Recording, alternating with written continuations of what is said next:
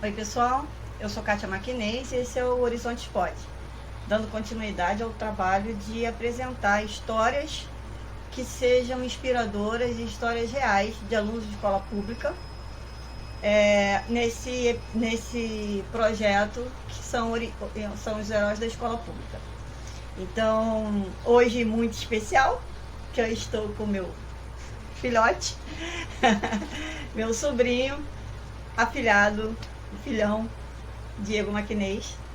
E Diego tem uma história, uma trajetória em escola pública e hoje um advogado formado pela PUC, e ele vai contar a trajetória para vocês, vai se apresentar e a gente vai fazer um bate-papo sobre essa trajetória, porque o objetivo é inspirar e ajudar quem já passou pelo caminho, que ainda não passou pelo caminho, por quem já passou, né? E as lutas que tiveram. Fala aí, meu filho, se apresenta. Então, não sei que momento que você está assistindo esse podcast, se você é bom dia, boa tarde ou boa noite. Meu nome é Diego Maquinês e eu venho sou oriundo de escola pública, 100% pública. Eu sempre estudei no município, estudei no estado. E o único contato que eu tive com o ensino privado foi na universidade e com bolsa, né? Eu tive. Só que tem que dar um salto atrás, né? Um passo atrás, que eu nunca gostei de estudar. Eu sempre tive uma repulsa muito grande pelo estudo. Isso sempre nunca foi novidade, nunca foi um mistério dentro da família. Eu, na época de provas, como todo mundo sabe, escola pública, minha tia é professora de escola pública, então o calendário é um só. Então, quando eu estava em prova, ela sabia que eu estava em prova, apesar de não estar na escola dela. Eu trabalhava numa escola, eu estudava em outra perto de casa. Então ela me perguntava, me fazia a temível pergunta: como está na escola? A temível pergunta. E eu, como toda criança e todo adolescente que tenta se safar, mentia. Tá bem. Tá tudo não bem. Era uma mentira, eu tava bem. As notas que não estavam tão bem, mas eu tava bem. Nunca na minha vida passei de ano direto. Nunca passei de ano direto. E em alguns momentos, muitos, na época de recuperação, eu ia lá para casa dela e estudava lá com ela, para poder fazer as provas finais, provas de recuperação. Geralmente no período de final de ano, que no período de meio de ano, fugia da tia. Além disso, minha mãe tentava em casa comigo. Tentava em casa comigo. Então, e óbvio que não dava certo, porque se desse certo eu não estava na recuperação no final de ano. Aí no último suspiro eu ia para casa da minha tia e era horrível. Era 10 horas da noite estudando. Que era a hora que a tia tinha, né? Era a hora, porque ela chegava da escola, saía da escola, 6 horas da noite, chegava em casa, engolia alguma coisa, tomava um banho e botava trabalho para eu fazer e estudava comigo. E me interrompe, tá? Porque as lembranças vão vindo. Eu tenho um momento marcante. Eu estava na 4ª série, nas provas finais da 4ª série. A professora, pode falar nome da professora aqui? Eu falo com ela até hoje. Se tu fala com ela até hoje. A tia Edneia. Ela me chamou, aí eu já fui desesperado.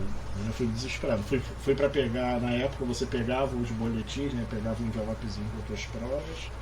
Ela me chamou e falou: por que você não faz isso o ano todo? Suas notas são uma das melhores.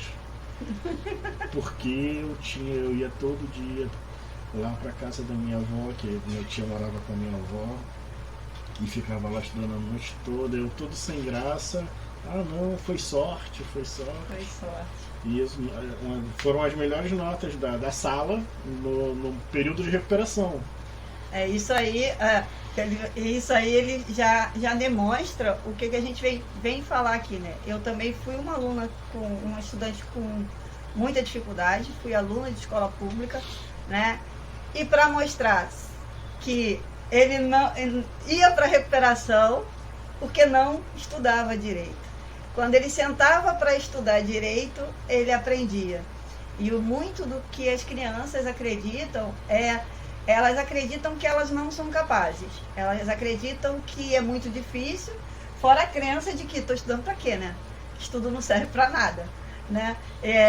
Eles vão pela obrigação. Então, mostra, né? A fala do Diego mostra o quanto que a criança, se ela estudar direito, ela aprende, né? Mas que ela realmente é gaiata, né? Então, assim, do Projeto Horizontes, né? Então, por eu estar com esse objetivo de incentivar os meus alunos, é claro que meus sobrinhos não ficariam de fora, ainda mais meu filhote. Então, desse tamanho. Um ponto que eu vejo isso, eu me apresentei, mas não me apresentei, né? Porque eu sou pai de família, eu tenho 4 filhos e eu vejo isso dentro de casa. Hoje, né? Porque um dos meus filhos, ele acha a mesma coisa que eu sempre achei. E a grande maioria dos estudantes medianos e ruins acham. Que quando você vai para a escola, você está estudando. Quando Sim. você está em sala, você está estudando. Sim, isso é estudar. Não é verdade. Que estudar é ir para a escola. Sentar na sala, ficar quieto em sala, tá estudando. Tá estudando. Por que você tira nota ruim? Tu vai Pô, mas eu não sei, eu vou todo dia pra escola. Exato. Aí cria aquela síndrome do impostor que, caramba, tem alguma coisa errada, eu me esforço tanto. Uma vez eu perguntei a um aluno, né? Eu falei, você estuda? Ele, eu estudo. Como é que você estuda? Ué, professor, eu tô vindo pra escola? Falei, tá, você tá vindo pra escola. Tô perguntando como é que você estuda. Eu não tô entendendo. Eu venho pra escola. Exatamente isso que você falou. Eu venho pra escola. Falei, vir pra escola não é estudar. E aí quando a criança entende, né? Mas aí, por isso os adultos, né? Estando como mediador. Aí eu sempre tive problema com estudo e a minha tia, pra tentar me colocar numa escola melhor, tentar aproveitar os meus estudos, me inscreveu, óbvio, contra a minha vontade, na FATEC. Isso se perpetuou, porque contra a minha vontade também, ela me inscreveu no curso preparatório. E tem um ponto importante nisso daí, que depois eu conto, ela já tá até sabendo. Aí eu fui pra FATEC, era sorteio na época, não era concurso, era sorteio.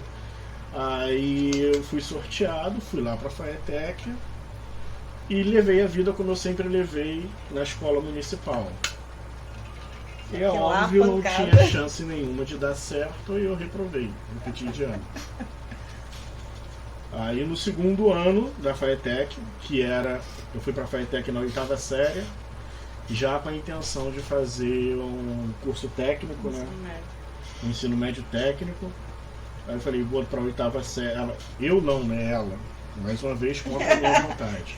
Meus amigos todos na escola de origem, eu pegava um ônibus e ficava 45 a 50 a 1 hora no ônibus para ir para a escola. Acordava muito cedo, mas ia. Isso foi em 2001 e eu fui para a FATEC e repeti de ano. E mais uma vez ela falou para mim, você vai repetir de ano, porque as notas estão baixas.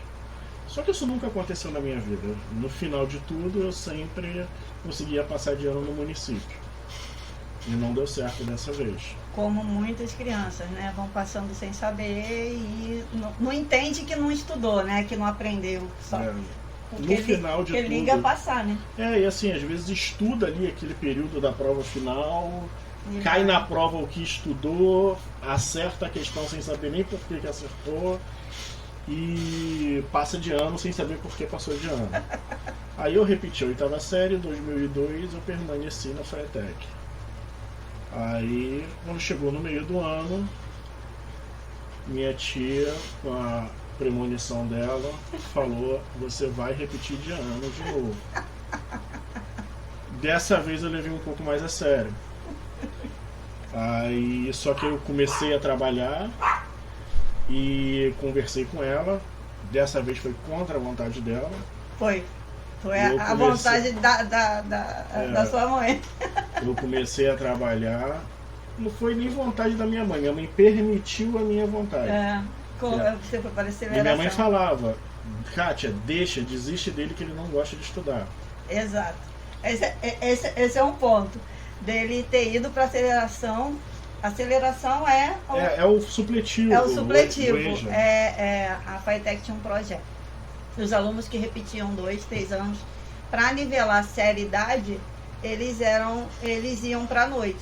Aí normalmente o menino entra na adolescência, né, já quer ganhar o dinheirinho dele para sair com a namorada, para ir no cinema. Aí já pensa em começar a trabalhar e estudar à noite. Só que são 2 anos em um, né? São 2 anos em um. E eu faria na época, que era o fundamental, que hoje é o Fundamental 2, a 7ª e a 8ª série em um ano só. Em um ano e o 8º e 9º em outro. Não tinha 8º e 9º, era um Naquela época não tinha, era até a 8ª série. Era a 8ª série. Aí eu fazia 7ª e 8ª. Só que como eu já estava na 8ª, eu peguei só meio ano lá para fazer a 8ª série. Já nessa parte que o Diego está falando da questão da aceleração, muitos professores, muitas pessoas acreditavam, né, Diego, que um aluno de aceleração ia chegar até a universidade, né? Até porque no máximo vou acelerar é tipo, toma o diploma e segue sua vida, né? Ou consegue chegar lá no ensino médio, fazer um ensino médio técnico, mas chegar à universidade e é muito difícil, né? As pessoas não acreditam. E aí Diego já é aí um exemplo de um aluno de aceleração que chegou à universidade, né? Eu tenho um ponto que me marcou muito. Ele vai ficar até meio solto aqui na nossa conversa, mas em algum momento ele vai se encaixar. Que eu nunca acreditei que eu fosse conseguir fazer alguma coisa, passar num concurso, eu ia me formar e ia trabalhar em algum lugar. Como eu estava na FATEC de Marechal Hermes, que tinha mecânica, eu pensei, no pior dos cenários, meu sonho era ser militar. No pior dos cenários, eu vou fazer mecânica aqui, e como meu pai trabalha na oficina, eu vou ser mecânico com meu pai. E um professor meu, na escola de Fundamental 2, um ano antes de eu sair dessa escola e ir para a FATEC, me disse que eu nunca seria nada. Um professor de matemática falou: você nunca vai ser nada. Você nunca vai ser nada. Esquece. Aí eu levei na brincadeira, eu sempre levei muito na brincadeira as coisas, eu sempre era aquele aluno que... Nunca fui brigão e nunca fui problemático, eu era aquele aluno brincalhão e político, todo mundo gostava de mim. Eu brincava muito, brincava em excesso e não estudava. Mas aí fica um parênteses, filho, para os professores, porque essa questão do afeto é extremamente importante. Porque o próprio aluno ele já não acredita nele. Se um professor ainda vem dizer, né, que ele não é capaz, que ele não vai chegar a nenhum lugar, isso não é motivador, ao contrário, né? O Diego, por exemplo, pela personalidade dele, pelo jeito dele, até por ter uma família que tem professor, então assim, ele tem uma outra visão. Mas muitas crianças levam isso para a vida, né, filho? Eu lembro, e assim, isso me marcou muito. Eu lembro onde eu estava sentado, a sala. Se eu chegar na escola agora, eu sei exatamente onde eu estava sentado, em que lugar que eu estava sentado, quem riu, porque eu fiz uma piada para todo mundo rir, e ele tentou desdenhar de mim, e eu, como um mecanismo de segurança, fiz piada disso daí.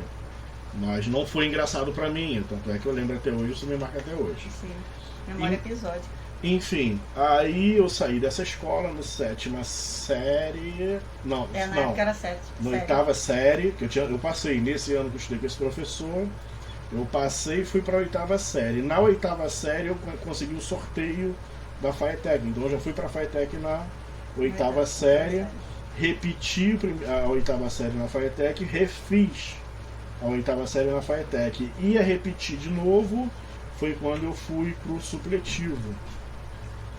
Só que tem um ponto importante nesse supletivo, que no final do ano eu fui pro supletivo justamente porque eu comecei a trabalhar num bar.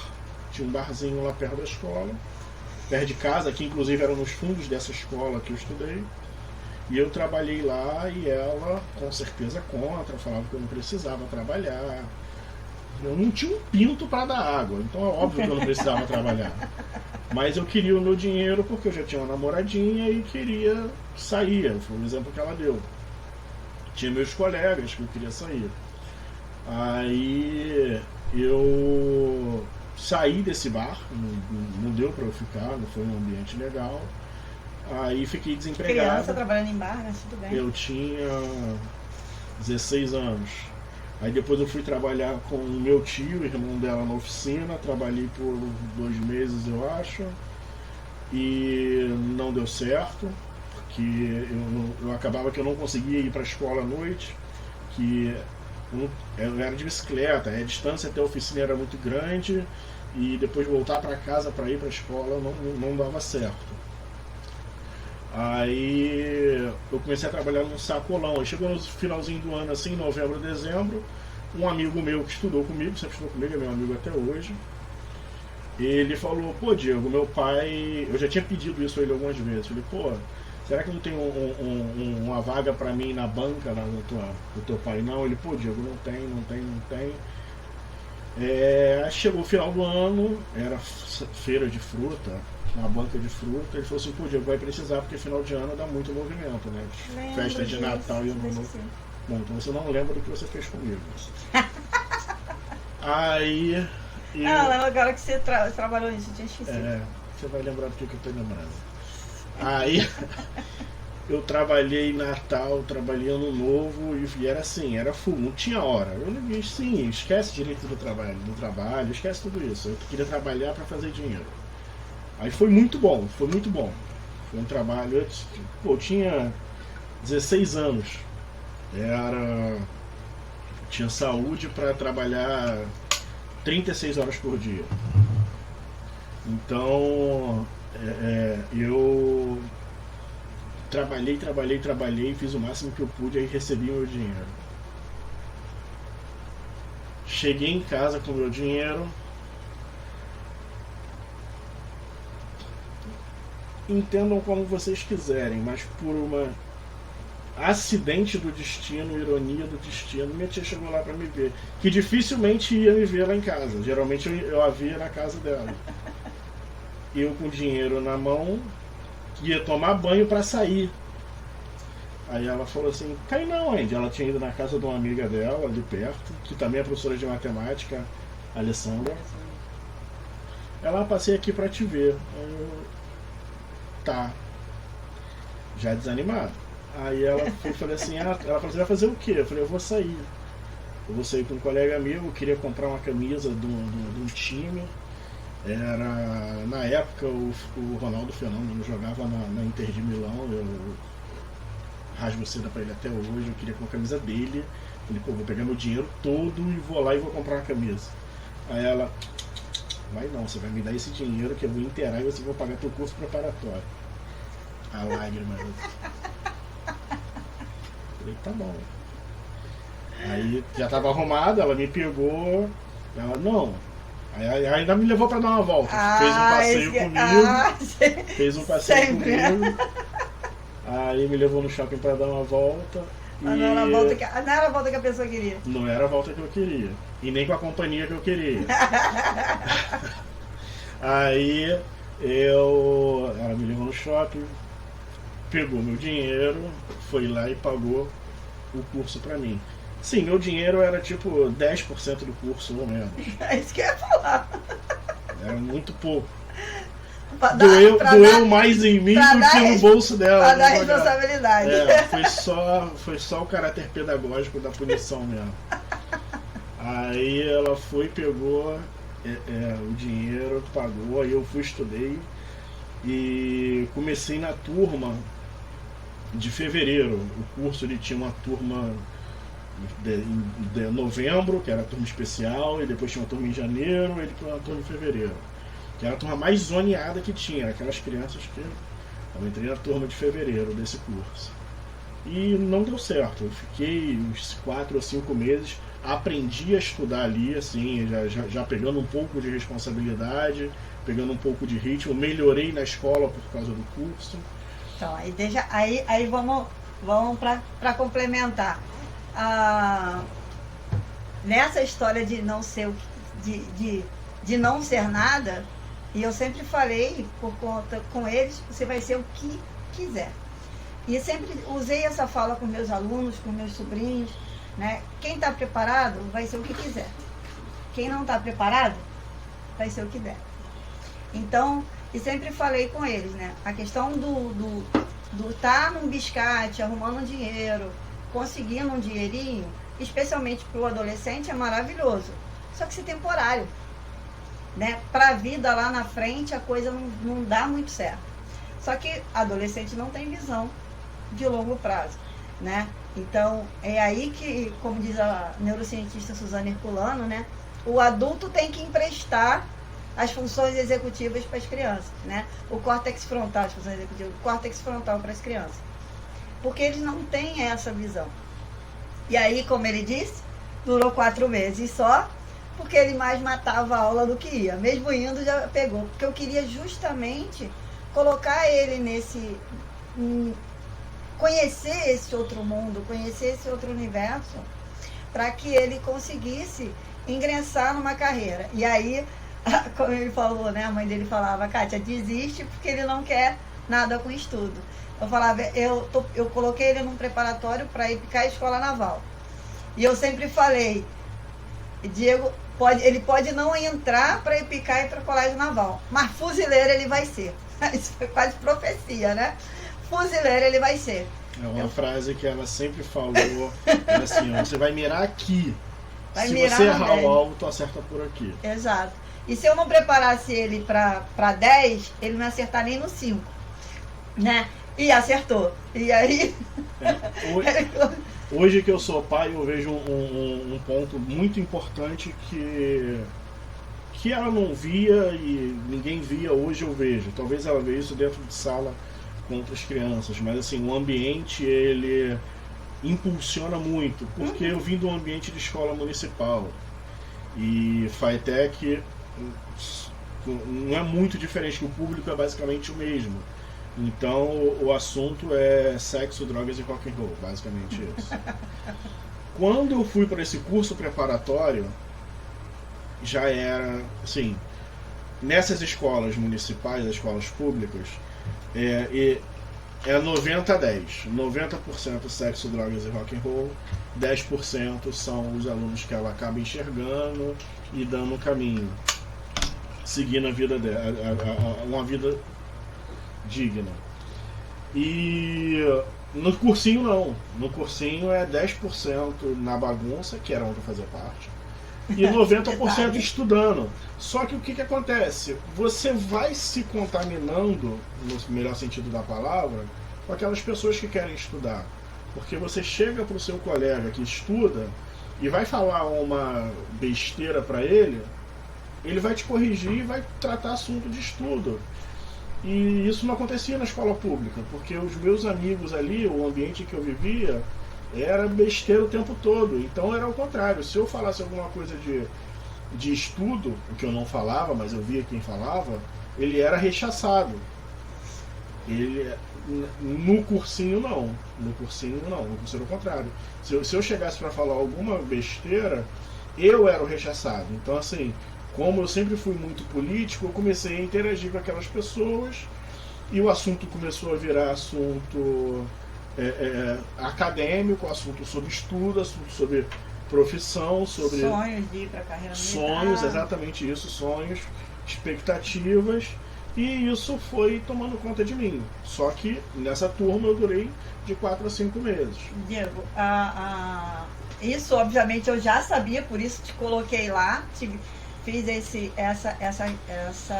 você, os outros sobrinhos também, que não foi só com o Diego, e um professor até lá da FATEC, ele morava na Tijuca, né, aqui na Tijuca, e estudava no Pedro II, então lá tinha esse clima de o aluno ir para a escola, estudar, aquele clima de...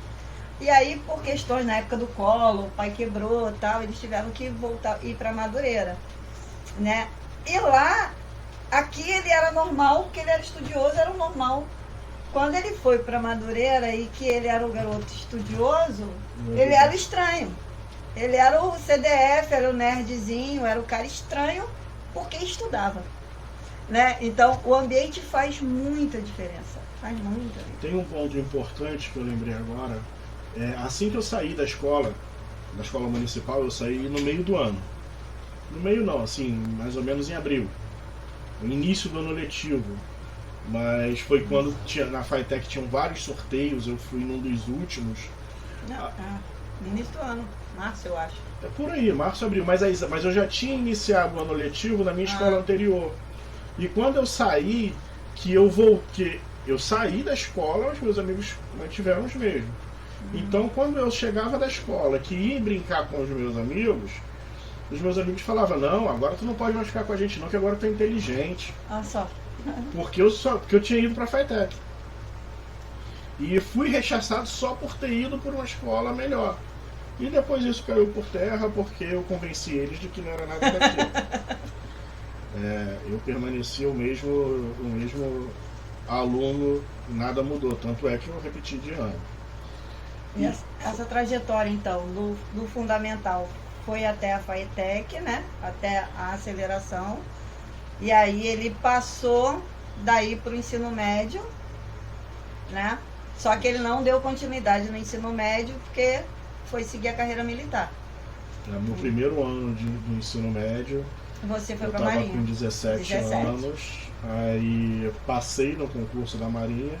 Nesse ano eu estava na turma especial desse curso preparatório, aí o ritmo já era outro, eu levava a sério, eu saía do curso, ia para a escola, saía da escola de manhã, ia para o curso, faltava aula na escola para ir para o curso, porque eu não conseguia estudar na escola, que a escola era de manhã era o regular e à tarde era o técnico. Eu fazia empreendimentos, assim, não tinha nada a ver comigo. Gente, para você ter uma ideia, uma história engraçada. Quem escolheu meu curso de empreendimento foi um amigo meu. Que eu falei assim, ele falou assim, qual curso que você vai fazer? Eu falei, não sei. Aí ele, deixa eu ver para onde a maioria dos colegas vão, aí a gente marca igual. Tá. Ou seja, você estava escolhendo o teu futuro, para onde vai todo mundo. Perfeito. Perfeito, Diego, entrar nesse tema, que aí vão dois exemplos. Um foi a questão do Gesiel. O Gesiel queria metrologia no Cefet. Na fila o cara falou, tu vai fazer o que esse aqui? Aí ele, não, faz contabilidade tem mais vaga. Um cara aleatório, numa fila de inscrição, porque naquela época eles faziam inscrição, ele foi e mudou o curso.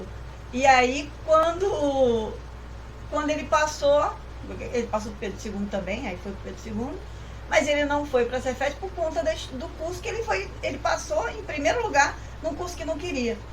E aí é o que eu falei para ele, eu falei, cara, tu ia passar em primeiro lugar em qualquer curso que você fizesse. E isso é muito importante, não deixar os outros na hora da tomada da decisão. E aí o Murilo, né? O Murilo tá lá na FATEC conversando comigo. Quem é a professora Kátia? Ele é a minha mentora. Aí o garoto, mentor? Tu tem mentora? Eu falei, eu nem sabia que eu era mentora. Ele falou, tu não tem mentora? Porque assim, o adolescente entender nessa tomada de decisão, e o Projeto Horizonte pega exatamente nessa transição, né? Porque é sair do ensino médio, do fundamental para o médio, e nessa hora tá totalmente perdido e vai com o colega, vai fazer o curso que o colega quer, E isso muda a tua trajetória, né? É outro caminho. E por isso eu faltava aula da tarde, ia para lá para Cascadora para fazer esse curso e comecei a estudar. Aí 28 de agosto, eu lembro do dia da prova, 28 de agosto de 2004, que normalmente as provas da Marinha eram em agosto. Aí eu fiz a prova, aí passei, eu fiz a prova do Colégio Naval, não saí nem no retrovisor do último. Fiz a prova da EPICAR, se eu não me engano, eu passei em português, que eu era péssimo. Reprovei em matemática, que eu achava que eu estava melhor porque ela estudava comigo, e era a matéria que eu dava mais atenção, porque ela me fez aprender a gostar de matemática. E enquanto eu fazia supletivo, ela trabalhava nessa escola. Aí, ao invés de ela ir embora na hora que terminava, ela esperava sair, porque nós morávamos perto. Aí ela ia me catequizando no caminho até casa. Aí me fez aprender a gostar de matemática. Realmente é legal, é interessante pra caramba. E essa do fuzileiro, né? Antes da prova eu comprei a apostila do fuzileiro, das provas anteriores, na banca, comprei aquelas provas anteriores, vamos treinar para fazer a prova. Levei no Maracanã. Fui morar com você, lembra? Teve aquele problema lá em casa, fui morar com você. Fiquei 2 meses lá morando com a senhora. E ele conseguiu, e foi assim, a gente pode até contar aqui, né? Que foi uma coisa que tá no meu diário, né? Que ele não acreditava que ia passar, mas eu já vinha falando tantos anos isso, pelo menos naval ele vai ser, ele vai entrar pra Marinha. E aí, quando ele fez a prova, a gente comprou, lembra? A gente comprou folha dirigida. Toda terça e quinta. Aí saiu o resultado. Aí vamos lá, número 1, acertei. Acertei. Daqui a pouco ele, errei. Aí, tia, não passei. Falei, passou. Não passei, tia. Passou. Tia, não passei. Aqui tinha que acertar tantas era tipo 40 questões, tu tinha que acertar 20. Aí eu acertei. Faltava 5, eu acho, pra ele passar. Aí eu falei, fica calmo que folha dirigida erra gabarito, espera sair o gabarito oficial da Marinha. Aí no dia agendado lá, ela falou, vai lá no centro e vê se realmente você reprovou ou passou. Aí fui lá, porque era um gabarito preliminar, né, na folha dirigida. Sim. Fazia a prova no domingo, o gabarito saía na terça. Então a chance de erro era altíssima. Aí quando saiu o gabarito oficial, que aí saiu na Marinha primeiro, aí eu vi meu nome. Aí no outro dia, que era toda terça e quinta, então assim, se eu fui na quarta, saiu na folha dirigida na quinta. Aí sim tava meu nome. Tava o nome dele lá, ele foi lá na escola, lá na Médici. Tia, aqui o jornal. Falei que ia sair.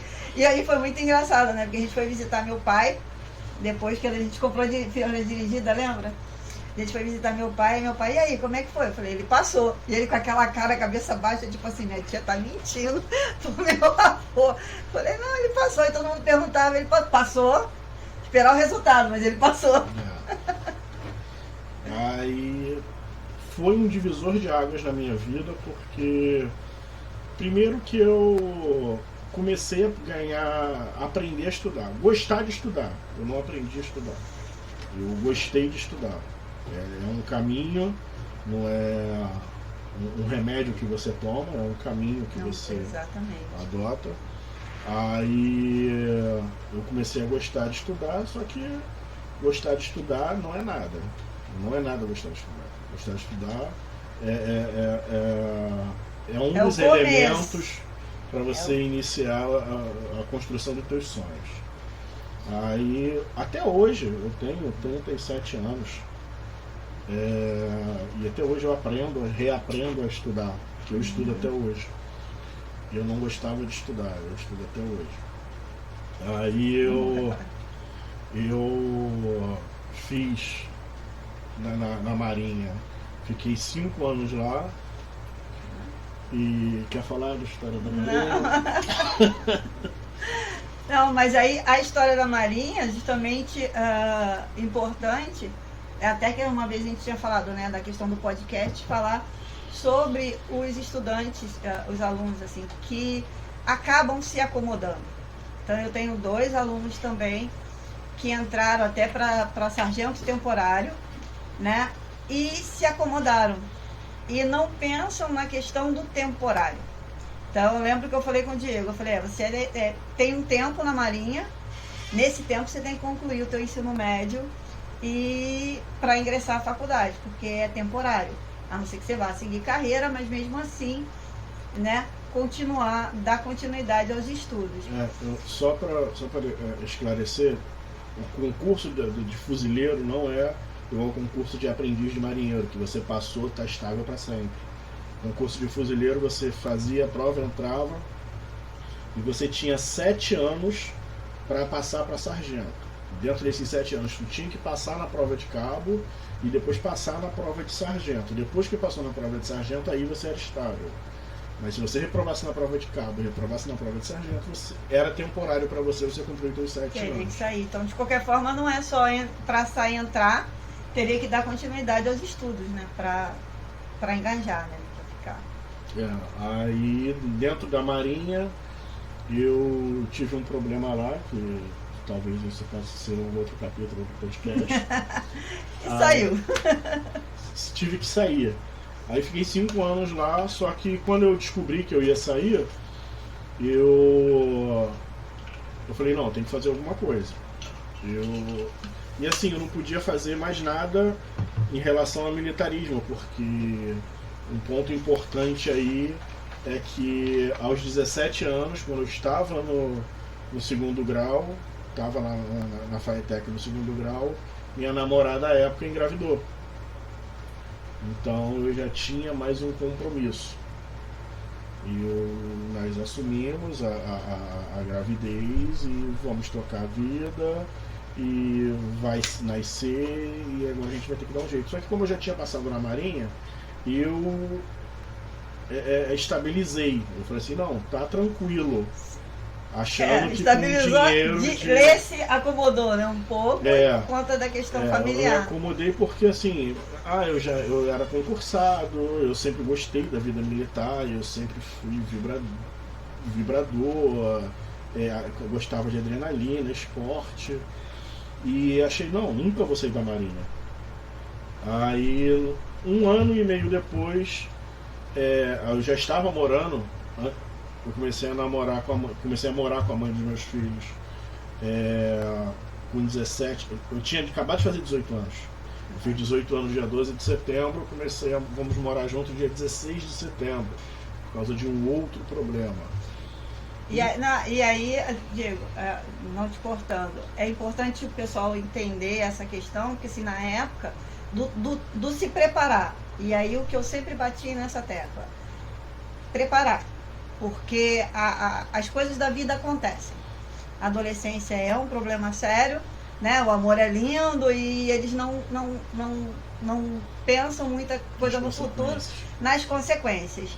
E aí, quando eu soube, né, que a menina estava grávida, aí eu falei, filho, agora você vai ser fuzileiro. E na época ele até falou assim, falei, tu tem que entrar na Marinha, agora. Ele falou, tia, mas eu ainda tenho 17 anos.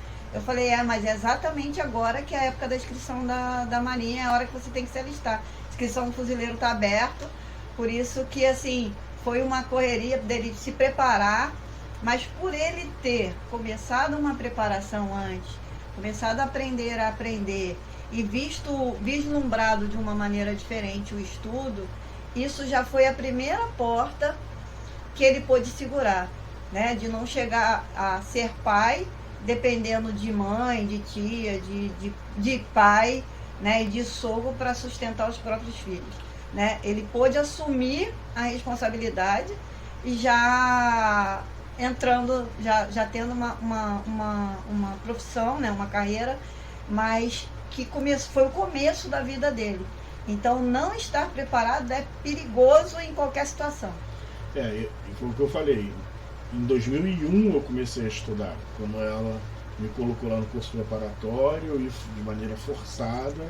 E eu fui indo, igual tô cagado. Ela foi assim. Então, vale lembrar que em 2001 foi quando eu comecei a estudar, comecei a pegar gosto pelo estudo, e só em 2004 eu consegui a minha primeira aprovação no concurso. Ou seja, eu precisei de 2 anos, quase 3 anos aí de preparação para conseguir passar num concurso que não é de alta complexidade. É um concurso de iniciação, vamos dizer assim.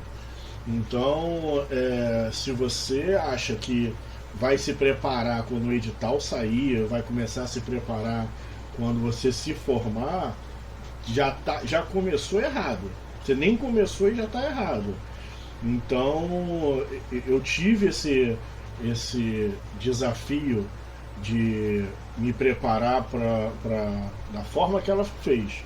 Me preparei para o Colégio Naval, me preparei para a EPICAR, que são concursos de alta complexidade, de alta competitividade, são concursos que dão 50 vagas, 60 vagas por ano, 40 vagas por ano, e passei num concurso de baixa complexidade que dá 750 vagas por ano. Ou seja, foi bom para mim, foi muito bom para mim, mas não é o melhor dos mundos que ela queria para mim. Ela queria para mim algo muito maior, muito melhor. Mas o que foi o que funcionou deu o que precisava naquela hora. E aí, filho, você está falando isso, quando eu terminei a faculdade de matemática, nós fizemos a prova também, eu e os colegas que estavam terminando a faculdade, para o estado. Ninguém passou. Aí a gente começou a estudar, montamos um grupo de estudo, eu, Alex, a Alessandra e a Kátia. Estamos aposentando todos juntos agora. E eu me preparei junto com a Alessandra para a prova da SpaceX, que é para ser professor do Exército, da Escola do Exército. E eu comecei a me preparar e não passei para esse de professor, mas passei para 7 concursos públicos, então com um nível de complexidade mais baixo. Então, estudar para um concurso de nível de complexidade mais alto é importante por conta disso. Porque aí eu sempre falei, né? Se tu não acertar, não tirar 10, pelo menos 5 você tira. Então, se você não passar nesse de complexo, os outros mais fáceis você consegue passar. Eu vejo isso na minha área. Hoje eu sou advogado, antecipando um pouco a minha história, e você vê aí que com certeza você conhece alguém que se formou em Direito e não passou no exame da ordem da OAB até hoje. Porque não é porque você foi para a aula, não é porque você passou nas disciplinas, não é porque você se formou que você está capacitado para trabalhar. Aí as pessoas ainda questionam: caramba, tu estudou 5 anos, fez uma prova e não passou? Porque fez uma faculdade de 5 anos e não estudou. Como eu nesse decorrer aí, meu gosto pelos estudos iniciou em 2001 para 2002. Eu me formei em 2021, na pandemia, mas eu passei na OAB em 2018. Ou seja, eu passei antes de me formar, porque eu já vinha estudando. E muitos colegas lá também passaram assim. Na PUC é uma universidade, eu não me entendo mal, mas é uma universidade extremamente elitizada. As pessoas, a PUC fica na Gávea, para quem não conhece, e as pessoas chegam lá com remela na cara, ou seja, são moradores da Zona Sul. É super normal isso. A pessoa chega descabelada. E eu tive... Morando em Bangu. Não ter autopiedade, mas eu acordava 4 horas da manhã para chegar às 7 na PUC. E não é demérito nenhum para quem mora ali do lado. Mas é uma universidade elitizada. E lá na universidade elitizada, no final da graduação, as pessoas também se preparam para fazer o exame da ordem. Alguns não passam, a maioria passa. Porque é uma galera que já aprende a estudar de berço. Exato. É uma galera que veio do Santo Inácio, São Bento, Cruzeiro, colégios extremamente elitizados, que estudaram fora. Aí quando chega na PUC já tem um ritmo de estudo bom. E já tem uma estrutura, né? Uma base, que é o que falta às Aí, vezes, né? Neurociência para você navegar aí. Então, voltando lá, o meu filho nasceu 25 de dezembro de 2004, 24 de janeiro de 2005 eu estava incorporando na Marinha. Um ano e meio depois, essa minha companheira teve um segundo filho, ou seja, eu com 19 para 20 anos, estava com 2 filhos e... Responsabilidade. Não, e sem perspectiva de permanecer na Marinha por causa de um problema que eu tive lá. Depois a gente pode até falar sobre isso, que eu acho isso de extrema importância até para outras pessoas que passaram pela mesma situação que eu não achar que está tudo perdido. Sim, com certeza. Então, eu não tinha mais perspectiva. E falei, pô, se eu gosto do militarismo, não vou ficar na Marinha, e gostei de estudar, e eram as matérias que eu mais estudava, que era português e matemática, mirei na Polícia Militar do Estado do Rio de Janeiro. Falei, vou ser policial militar. Lá é estável, só cai português e matemática, e é pra lá que eu vou. E não deu certo. Que bom. Passei no concurso, mas no exame lá de psicotécnico eu não fui. Eu reprovei, eu faltei, cheguei atrasado no exame de psicotécnico. Foi uma das maiores frustrações da minha vida. Mas boa. Hoje eu dou graças a Deus. Foi um livramento, assim, eu amo a Polícia Militar. Hoje eu sou assessor jurídico da Polícia Militar, então hoje eu estou lá dentro. E os coronéis de lá, muitos coronéis de lá, foram meus alunos, e alguns vão ser meus alunos, porque eu dou aula lá dentro também. E as psicólogas que hoje são coronéis, que possivelmente na época estavam fazendo as avaliações, me falaram, se eu te visse lá eu não ia te aprovar, você não tem perfil, você é outro perfil. É outro. Voltando, dando mais um passo atrás já da graduação, enquanto eu estava na Marinha, eu saí da Marinha em 2009, em final de 2009.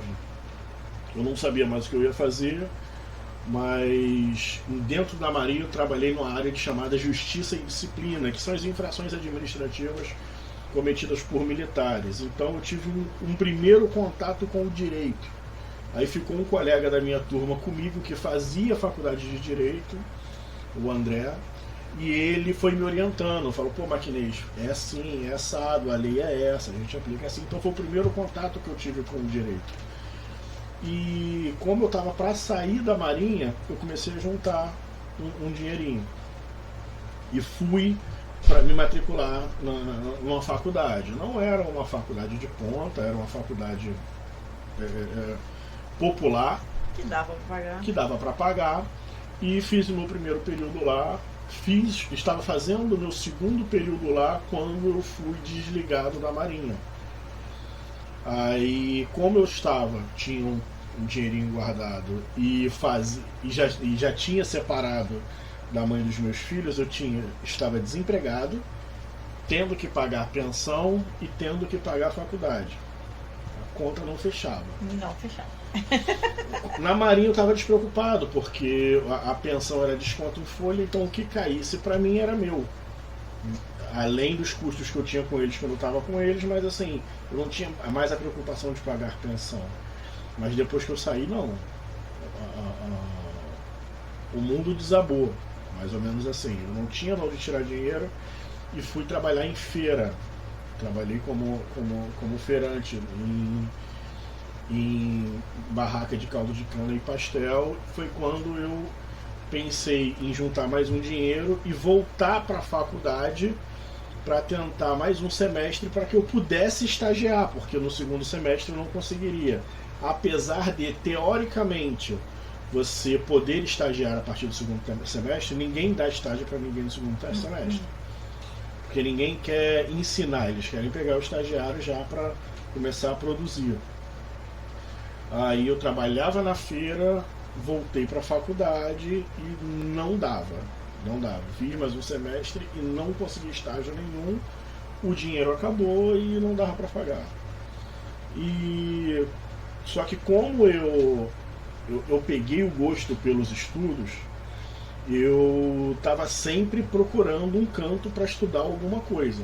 Não era coisa de, não, eu vou estudar história porque eu gosto de história. Não, eu queria estudar com algum objetivo. Aí eu encontrei um amigo meu, que foi amigo dela de infância, talvez ela não lembre, ele lembra dela, o Paulinho, lá da rua, que é filho lá do... Se tu ver, tu vai conhecer, eles conhecem. Eles foram criados todos juntos lá. Aí a irmã dele trabalhava num cursinho preparatório. Ou seja, lembra que eu já tinha abandonado a faculdade porque eu não tinha mais dinheiro para pagar. E trabalhava na feira, pouco dava para pagar a pensão. Então aí ele conseguiu uma bolsa de estudos para mim. Eu conversei com ele, falei, pô, cara, eu queria fazer um curso, mas eu não tenho dinheiro. Aí ele falou assim, cara, eu consigo colocar você para trabalhar lá e você não vai ganhar nada, mas também não vai pagar nada. Você arruma o dinheiro da tua passagem e vai estudar. Eu falei, beleza, eu quero. Tu não vai ganhar nada. Eu falei, eu quero. Aí eu fui, com o dinheirinho que eu trabalhava fazendo eventos e na feira. Nesse momento eu já tinha parado de fazer feira e estava trabalhando como garçom. Eu juntava o dinheirinho, pagava a pensão e pagava a passagem da semana. Aí era o dinheiro que eu ia pro curso e voltava, Ou seja, não parei de estudar. Estava estudando para um concurso público que eu não passei, mas eu não parei de estudar. Aí veio o Enem. Aí essa aqui faz o Enem, faz o Enem. Aí eu resistente falei, tia, não vou fazer, eu não tenho condições de me manter na universidade, ainda que eu passe. Deixa eu passar num concurso público, que depois que eu conseguir um cargo público, eu volto para a faculdade. Aí ela faz o Enem. Foi eu lá fazer o Enem. E aí, complementando aqui, né, que ele tinha falado, tia, vou pagar a faculdade. Falei, então, faculdade tem uma coisa chamada mensalidade. Mensalidade significa todo mês. Então, nas condições de ter que pagar a pensão, ter a responsabilidade com o filho, ter que se manter, não tem como isso. Fazendo o Enem, você entra para a universidade pública, mas aí tem essa questão de ser horário integral durante o dia, mas tem universidade pública à noite e tem bolsa. Então você vai conseguir uma bolsa de estudo para você dar seguimento à faculdade, para você ter uma perspectiva, porque outro dia a gente até estava conversando isso, né? Porque é uma perspectiva de vida. Então ele foi trabalhar como garçom, ele foi trabalhar na feira, ele foi trabalhar no que deu, né?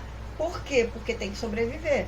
Então eu tenho que fazer dinheiro no que der. Então não no que eu quero, não me escolhendo. Para isso precisa ter uma perspectiva. E foi aí, graças a Deus, que ele foi fazer o Enem e conseguiu, né, filho? Eu fiz o Enem, eram 9 vagas para a ProUni, que era aluno oriundo de escola pública. Um ponto importante que eu falava... agora que eu lembrei quando ele falou do pulo do ensino médio, né? Exatamente isso. Eu lembro que eu saí do ensino médio no primeiro ano, porque eu fui para a Marinha, eu não tinha o meu segundo grau. Só que nessa época, em 2010, 2011, por aí, 2010, você tinha a opção de fazer o Enem direto, e se você tirasse acima de 400 e fizesse a opção para conseguir o ensino médio, você conseguiria. E eu passei 5 anos na Marinha, não fiz o ensino médio e fiz isso, e fiz o Enem.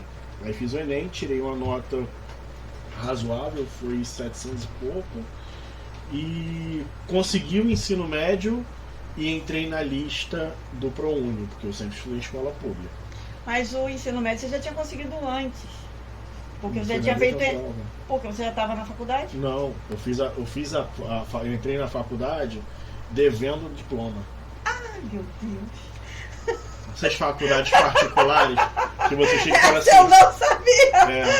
Eu fui lá... Revelação! Falei, não tá tendo lógica aqui, cronológica. Isso. Eu cheguei lá com o dinheiro da mensalidade, falei, quero me matricular. Aí eles me deram a lista de documentos, falei, ó, esse aqui eu não tenho porque... Eu ainda menti, eu falei, esse aqui eu não tenho porque eu pedi na escola e eles me deram tantos meses, 45 dias, um negócio assim, pra me entregar. Ela não tem problema, fez minha matrícula, tu tá devendo. Só que ela falou pra mim, isso é comum, tá? Ela falou pra mim, isso na PUC, eu passei com isso na PUC. Assim, mas eu vi as pessoas passando por isso. Porque você pode fazer a faculdade toda sem entregar o diploma. Você não se forma sem entregar o diploma. Você fica pendente em documentação. E foi exatamente isso que eu fiz. Eu falei, eu ainda não tenho esses documentos aqui. Posso fazer a matrícula? Não tem problema. Mas você não vai se formar enquanto não trouxer. Eu falei, não tem problema. Então, durante a faculdade, eu tiro o ensino médio. Eu tinha que fazer o ensino médio na faculdade, não fiz, aí fiz o Enem, consegui o ensino médio e fui para disputar a vaga no ProUni. Aí eram 9 vagas, aí saiu abrindo. Não era nem 9 vagas, eram 3 sorteios. 3 sorteios não, 3 chamadas. Primeira chamada chamaram, acho que 4. Um negócio assim. Aí meu nome não saiu. Aí uma segunda chamada chamaram tipo 3. Aí meu nome não saiu e eu já tava desesperançoso. Falei assim, pô, com 2 vagas eu não vou entrar. Aí, mas muita oração e muita fé tinha aquele pontinho de esperança. Mas assim, um milagre, seria um milagre eu entrar. Aí não tinham 3 chamadas, eram 2, mas por algum motivo apareceu uma terceira chamada, chamaram 2 vagas, eu fui o segundo, ou seja, dos 9 que chamaram, eu fui o 9º. Eu entrei na última vaga. E eu que não tinha R$1 para pagar de mensalidade. Recentemente assim, deve ter 1 ano e pouco que eu quitei a dívida com uma das faculdades, que eu saí com dívida. Uma da faculdade particular. Aí elas entraram em contato comigo, enfim. Aí eu sem R$1 para pagar a faculdade, ganhei a faculdade toda.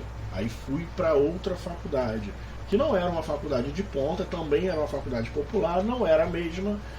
Mas eu falei, pô, agora eu me formo de graça. Aí comecei a estudar, fui. Assim, sempre tive boas notas, porque eu sempre estudei.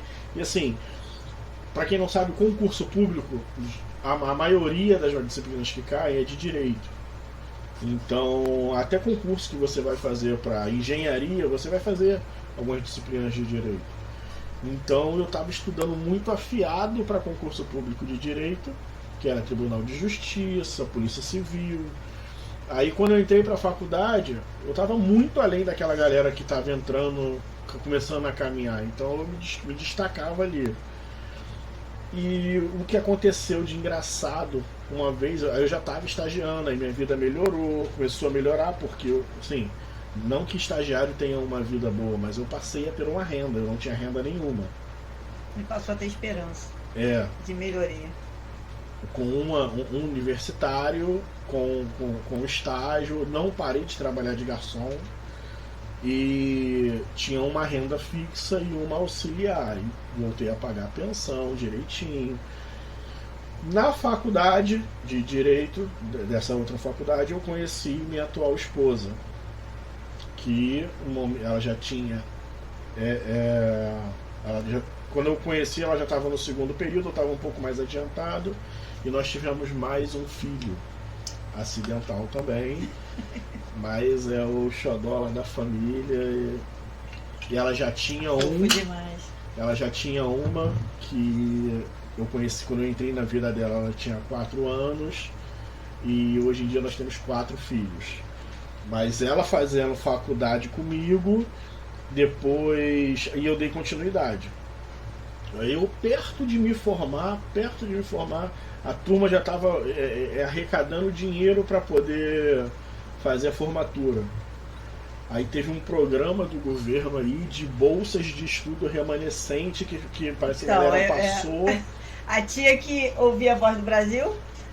Ninguém escuta a Voz do Brasil. Ninguém escuta a Voz do Brasil.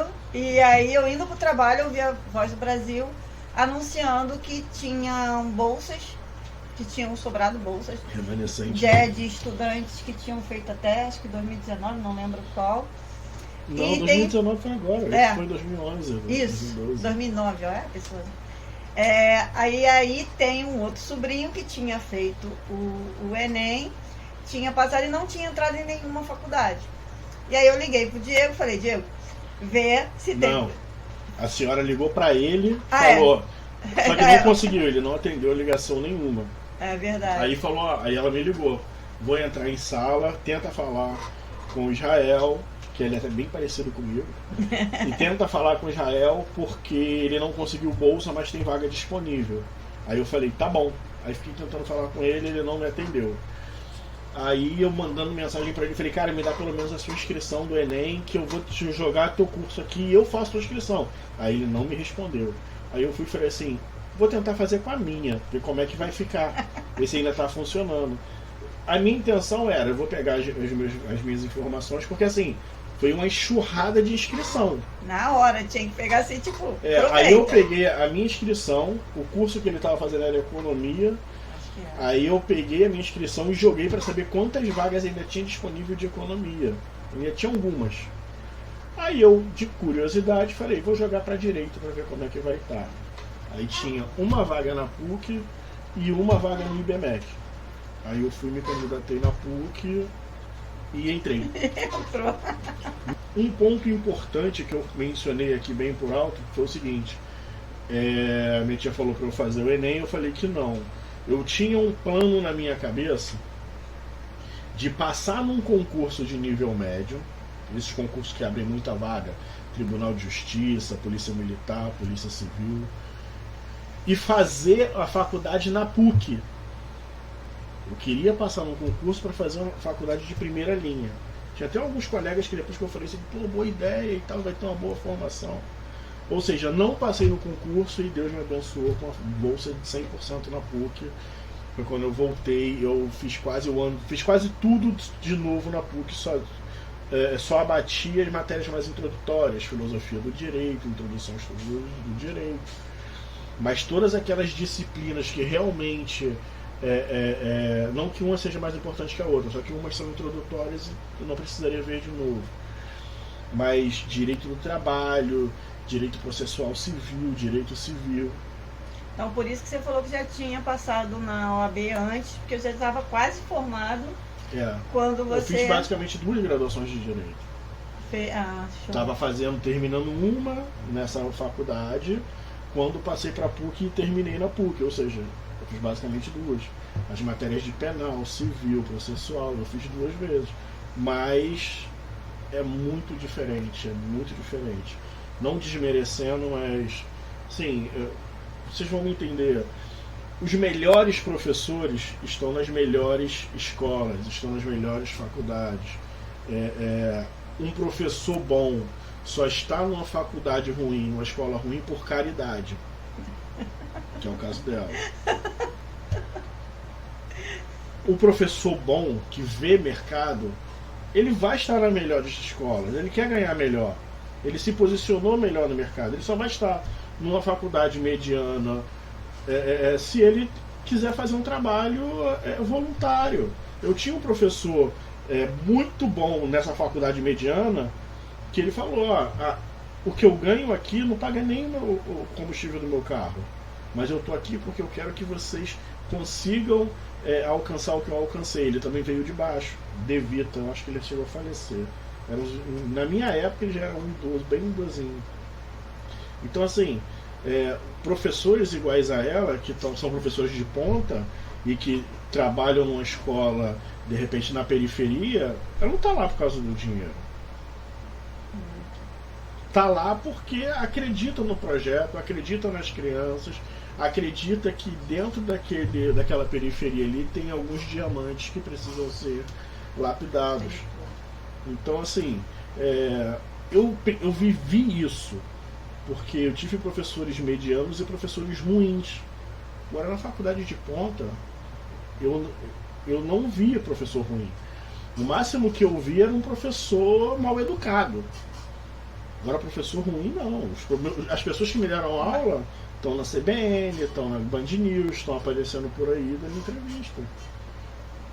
Mas a questão da formação, então, Diego, passar para o pessoal isso, da importância de buscar uma boa formação, né? E aí, entrando, que a gente não está fazendo propaganda ele está contando a história dele, né? Não está fazendo nem propaganda de universidade nenhuma, nem de professor nenhum, mas essa é a trajetória dele. Então, assim, buscar sempre a melhor educação, a melhor forma, e através de estudo. Então, assim, pensar, então, que a PUC, por conta de ser uma universidade de elite, de ser muito cara, né? Um aluno de Bangu, um aluno de escola pública, um aluno que passou por aceleração, né? Não seguraria essa base, não seguraria essa estrutura que eles cobram, né? E eu lembro quando a Gisele ganhou bolsa no Santo Inácio, também vindo de Bangu, aluna de escola pública, e que ela tinha que manter média acima de 7 em inglês. E não tinha estudado inglês. E aí eu fui tentar uma bolsa de estudo para ela numa escola, né, de línguas que tem do lado do Santo Inácio. E aí quando eu perguntei, e aí eu também não tinha essa noção, que aí eu perguntei se tinha a iniciação, né, de curso de inglês. Aí a menina perguntou assim, qual a idade da criança? Eu falei, tem 14 anos. Ela olhou pra minha cara, tipo, 14? A gente não tem turma de iniciação para 14 anos. Então, assim, a criança já começa em escola bilíngue na base. Lembrando que o Santo Inácio fica em Botafogo e aquelas crianças ali, elas já... A infância delas é dentro de uma escola de inglês. Já é dentro de uma escola de inglês. Então, uma criança que vem de Bangu, da Zona Oeste, e que não teve contato com o inglês, chegar a estudar junto com eles e ter que manter média 7 é muito esforço. Então, o que a gente está falando é de esforço. A gente está falando é que é possível. Então, quando a gente fala assim, por que fulano conseguiu, todo mundo consegue? Não é isso. É porque um conseguiu, é possível. Então, é o que eu falo, né? Se alguém monta o cubo mágico, então é possível montar. Eu só não montei porque eu não sei como eu monto. Claro que eu sei montar, mas assim, é exemplo. Mas dizer que você acha que uma coisa é impossível. Se alguém fez, é possível. Mas não significa que é possível para todos. Porque requer esforço, né? Quando Dedicação. alguém consegue, mostra que não é impossível, mas também não mostra que é fácil. Exatamente. E aqui a gente vem, né, até para trazer exatamente essas histórias. Então, um percurso de uma criança que não queria estudar, o percurso de uma criança que os professores não acreditavam nele, até a própria mãe brigava comigo, desiste, ele não quer, você está gastando dinheiro à toa, pagando curso preparatório, e ele não quer estudar. Eu falei, segura que eu sei o que eu estou fazendo. Eu sei que eu quero estimular, que ele não quer agora, mas ele precisa de estímulo. E aí ele falou da questão da neurociência. A questão da falta de estímulo, essa falta da criança ver uma outra realidade é muito séria, porque eles precisam ser estimulados, eles precisam ver outra realidade. E a gente que é adulto, a gente que consegue ver esse a longo prazo, né? Hoje ele, sendo pai de adolescente, ele consegue ver, né, essa trajetória, mas quando ele tinha 17 anos ele não via, mas eu que era adulta via. Então a responsabilidade, né, da família de ajudar a criança nessa trajetória, de ajudar a criança nesse percurso e ajudar a criança a acreditar que é possível. Então ele tem, né, são família grande, né, a gente fez as contas, são 30 contando os tios, sobrinhos, netos, e já tem um sobrinho bisneto, né? Então a família é grande, então assim, a gente sempre tentou, eu sempre tentei orientar, até pelo projeto, todas as crianças. Então, tanto os meus alunos quanto os sobrinhos. Então eles precisam de alguém que ajude a ver lá na frente. E aí o Diego é um exemplo disso. Então, às vezes o que ele falou, um aluno de aceleração, que as pessoas falam, você não vai, você vai só passar de ano, você não tem base, você não vai chegar em lugar nenhum, ou você é um menino que terminou, saiu do exército, saiu da marinha, saiu da aeronáutica e está agora desesperado, sem, cara, eu não sei nada, eu não estou preparado para nada, o que eu vou fazer? Então, é possível criar um caminho. E o que a gente estava falando, a esperança, né? A desesperança é uma coisa muito ruim, muito ruim. Então, quando você está estudando, quando você está traçando um caminho, o importante é que você está com uma esperança. Vai ter uma perspectiva, eu vou conseguir mudar. E eu vou conseguir melhorar. Um aí, ponto, Diego, a gente... um ponto que assim, foi muito claro para mim, ó, a minha tia falou que a família aí tem 30 desses netos, sobrinhos netos e sobrinhos bisnetos. Os bisnetos não são muito pequenininhos. Nada que eu vou dizer. Mas assim, de todo mundo que ela pegou da família, que ela pegou todo mundo, quantos conseguiram? Então assim, não é para desmotivar, e sim para motivar. Que é possível. É possível? É fácil? Não. Mas assim, você tem que decidir que você vai ser a minoria. Vai ser a minoria que vai fazer possível. Não vai ser fácil, mas você tem que se convencer de que, apesar de não ser fácil, você vai ter que suportar aquilo ali. Você não precisa ser super-homem, você não precisa ser Mulher Maravilha, você precisa suportar as derrotas. Você vai bater, você vai apanhar de novo, e você vai apanhar todo dia, e você vai ter que suportar aquilo ali. Vai cair e vai levantar. Como diz a sua avó, para cair de novo e levantar de novo. Se você tentar medir o sucesso com as vitórias que você tem, você vai contar numa mão só. E não é isso que vai fazer você vencer. O que vai fazer você vencer são aquelas 30 mãos que estão lá atrás contando as suas derrotas. E você vai cair 1, 2, 3, 4 e vai levantar. Então assim, você tem que decidir ser a minoria. Se você decidir ser a maioria, você vai ser a maioria, é fácil. Se você decidir ser a minoria, não vai ser fácil, mas vai ser possível. É possível. Durante a pandemia, eu me formei em 2021 na pandemia. Eu já tinha passado na prova da OAB, não podia ainda tirar minha carteira por alguns problemas. Mas durante a pandemia, que eu não podia fazer nada, eu ganhei tanto gosto pelos estudos. É assim, eu vou chegar lá. Eu ganhei tanto gosto pelos estudos que eu fiz uma pós-graduação. Eu estava desempregado, ela me ajudou a pagar a pós-graduação. Eu fiz uma pós-graduação online porque eu não podia parar de estudar. Eu me formei. E aí? O que eu vou fazer agora? Caramba, eu estudei até agora. Eu tô falando pra vocês, eu comecei a estudar em 2001. Aí tive uma janela de descanso ali, de acomodação na Marinha. Aí depois eu voltei a estudar. Aí depois eu fui voltando a estudar paliativamente. Tentativa e erro. Tentei polícia, não consegui. Tentei outros concursos, não consegui. Tentei Enem, consegui. E fui na tentativa e erro na graduação. Só que o estudo ele entrou tanto na minha corrente sanguínea que eu não sabia mais o que fazer. Durante a pandemia eu falei, tia, me ajuda a pagar uma pós, para eu não ficar parado. Fiz uma pós-graduação na pandemia, terminei a pós-graduação na pandemia.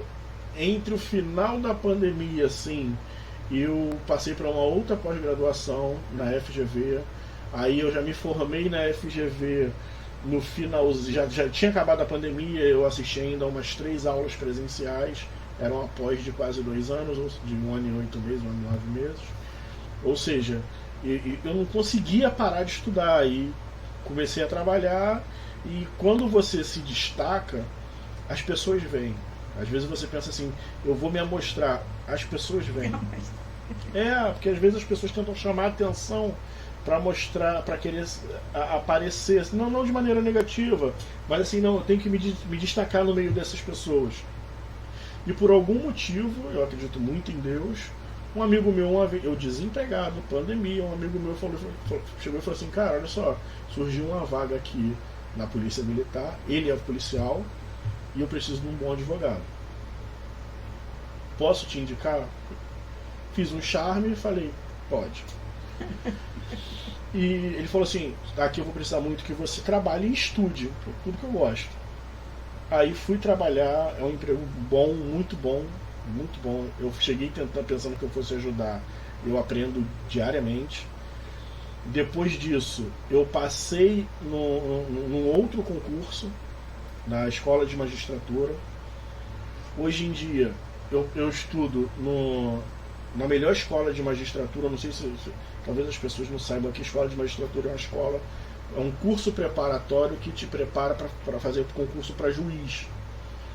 Eu passei, sou bolsista lá, eu entrei pelo sistema de bolsas, eu não tenho condições de pagar mensalidade, mas hoje em dia eu estudo lá, tenho, não sei se a palavra séria seria orgulho, mas assim, eu tenho muita satisfação de ter estudado nas melhores escolas do Brasil. Eu, depois de ter saído das piores, que são as públicas, as piores assim, as pessoas não valorizam, Isso que eu ia não falar. não dão o devido valor. Não dão o devido valor. Eu estudei na PUC, eu estudei na FGV, eu estudo na Emerge, tudo com bolsa. Tudo com bolsa. Muita bênção, muito mover de Deus na minha vida, mas assim, nunca me acomodei. Tentei 3 vezes a prova para poder conseguir. E é isso, filho, que às vezes as pessoas não acham, né? Pra gente já encerrando, né? Que eu preciso ter dinheiro, né? Pra estudar em boas escolas. E não é verdade, né? Você consegue, inclusive, se for no caso dessas escolas particulares, consegue bolsa, e bolsa por desempenho. Né? Manuel vai gravar de novo, passou na IBMEC com bolsa. Então, assim... Gesiego no Santo Inácio. Gesiego no Santo Inácio. Então, assim, fez medicina. Então, e todos conseguiram através do esforço, da dedicação e dos estudos. E é essa mensagem que a gente quer trazer. Não importa se você é de escola pública, não importa se você se tem condições ou não para pagar cursinho. E o Projeto Horizonte surgiu por isso, né? Para ser para o que hoje dá o norte.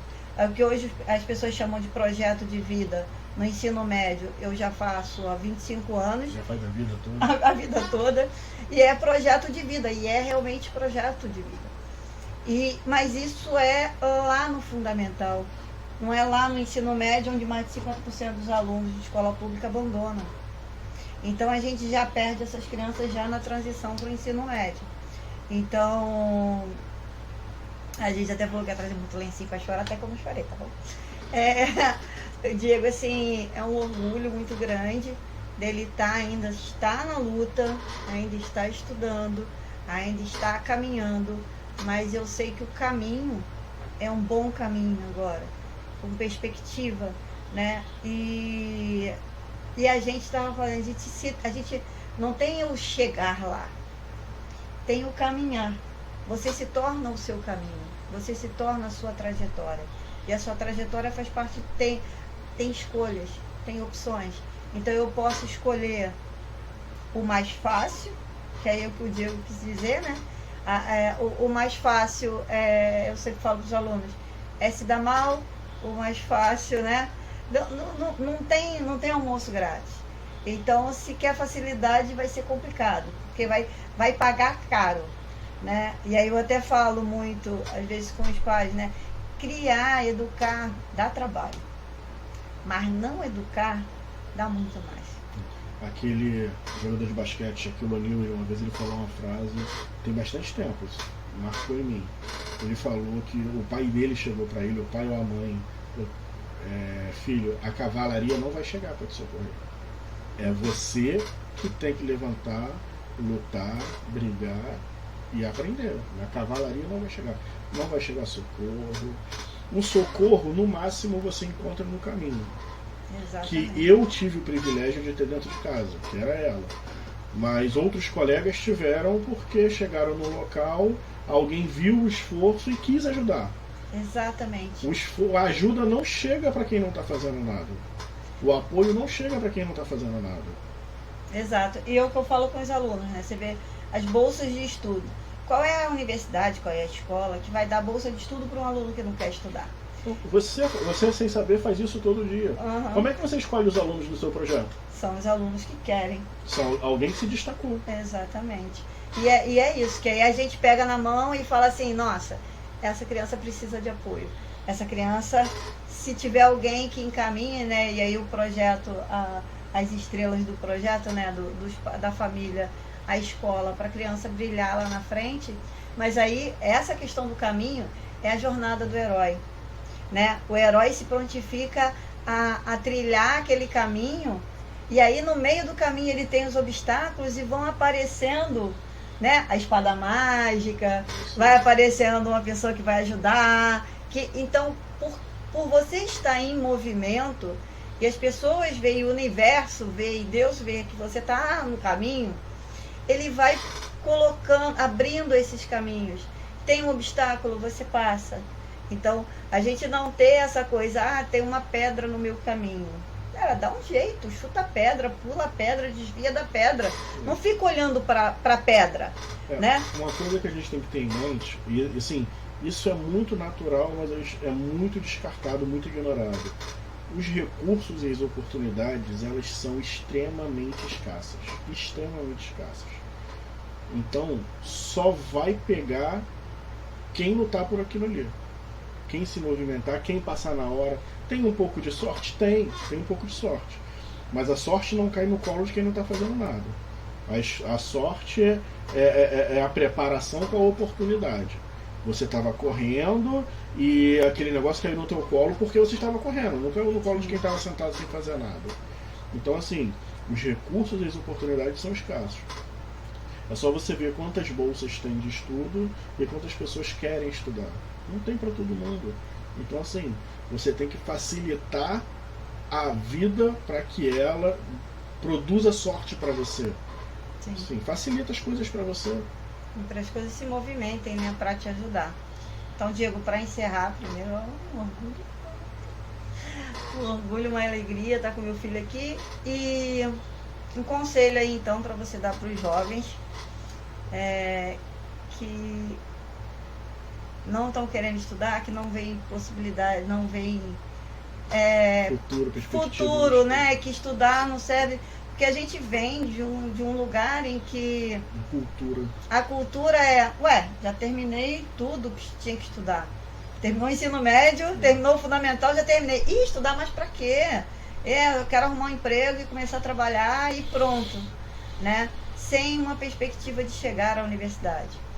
Então, assim, o que você pode passar para os adolescentes, para os jovens, agora que você também é pai de adolescente, e para os pais? Eu tenho uma frase muito curta que eu ainda não tatuei no braço, eu não vou tatuar porque eu não gosto de tatuagem, mas se eu pudesse, se eu fosse adepto disso, eu faria. Eu tenho essa frase e tenho uma explicação dessa frase. A frase é: quem dura mais, vence. E a explicação dessa frase é o seguinte: enquanto as coisas não estiverem dando certo, enquanto você estiver apanhando, enquanto você estiver lutando, continue ali. Enquanto estiver difícil, enquanto estiver dando errado, enquanto você se sentir um burro, um incapaz, um fraco, continue ali. Em algum momento você vai deixar de ser incapaz, em algum momento você vai deixar de ser fraco. Porque a vida, naturalmente, em todos os sentidos, ela é cíclica. Então quem hoje está lá em cima, o momento dessa pessoa vai acabar, seja por doença, por desistência, por aposentadoria, seja lá o que for, por mudança de rota. E se você estiver ali na fila, durando ali, se permanecendo firme, apesar das derrotas, sua vez vai chegar. Então, quem dura mais, vence. Beleza. E aí, essa questão da neuroplasticidade, né? Você está se esforçando, você está se transformando, você está mudando, você está crescendo. Então, quando as pessoas me perguntam, né, estudar para quê? Não é para arrumar emprego, não é para passar de ano, não é para ser alguém na vida, porque você já é alguém, você já é inteligente. O que você precisa é desenvolver essa inteligência, desenvolver essa capacidade. E aí o estudo é a arma para a gente conseguir desenvolver isso. Então eu acredito muito na educação, eu acredito muito na educação pública. Como professora de escola pública, um monte de alunos talentosos aí do Projeto Horizontes. E, gente, obrigada. Tenho mais mais uma observação aqui. Lembra lá no início da minha história que eu achei que eu tivesse reprovado na prova da Marinha, que é um concurso de nível não tão exigente assim, que eu achei que eu fosse incapaz e que se eu fosse plenamente capaz daquela prova eu não estava contando ponto. Eu estava só vendo qual seria a minha classificação, quando na verdade eu estava contando ponto. Em 2004 eu estava contando ponto para passar numa prova de baixa complexidade. Hoje, em 2024, eu estou disputando vaga na magistratura para ser juiz, para ser promotor. Estou disputando vaga nesses cargos. Então, assim, durou 20 anos, exatamente 20 anos. Em 28 de agosto de 2004, eu estava contando ponto. 28 não, que 28 foi domingo. 30 de agosto de 2004, eu estava contando ponto para passar na prova de fuzileiro naval. E hoje eu estou disputando vaga na magistratura, no Ministério Público, que são os concursos mais complexos do nosso país. Então, assim, se eu conseguir, eu só estou aqui porque quem dura mais vence. É isso, gente. Muito obrigada. Obrigada, filho. Tchau, tchau. Beijo.